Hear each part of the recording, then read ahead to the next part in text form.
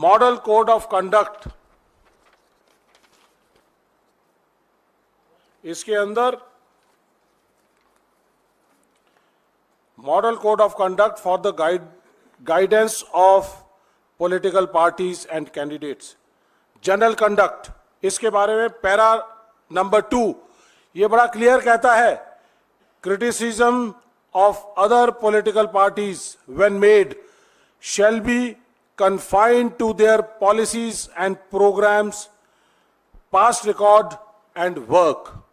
तो हम जो बात कर रहे हैं वो सिर्फ और सिर्फ पॉलिसी के बारे में बात कर रहे हैं।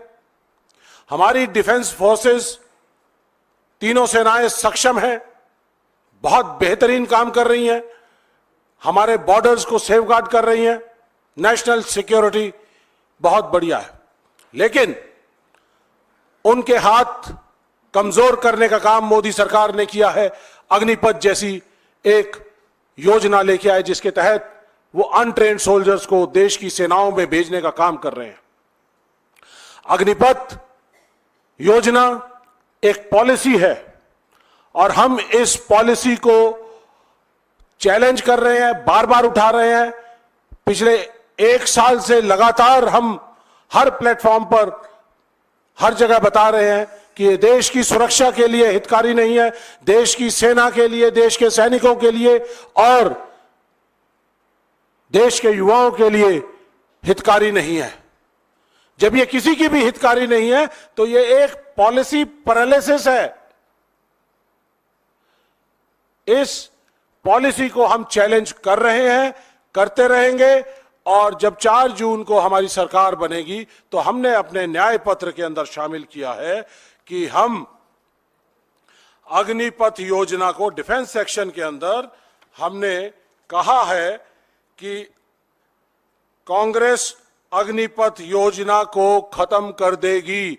हमारे सभी स्टार प्रचारक इसी बात का जिक्र हर जगह, हर प्लेटफॉर्म पर कर रहे हैं कि ये योजना, ये स्कीम, ये पॉलिसी सुरक्षा के लिए, सैनिकों के लिए, सेनाओं के लिए सही नहीं है, इसलिए इसको जाना होगा और इसको खत्म करना होगा। ये हमारे उस समय के chief of army staff general Naravane ने अपनी किताब के अंदर इसका जिक्र किया है और कहा है कि अग्निपथ योजना हमारे सबके लिए, तीनों सेनाओं के लिए तीनों सेनाओं के लिए ये शौक के तौर पर आया था। इसका मतलब ये योजना सेनाओं से या उनसे पूछकर लागू नहीं की गई थी। ये योजना प्रधानमंत्री कार्यालय में आनन फानन में बनाई गई और उसको लागू किया गया।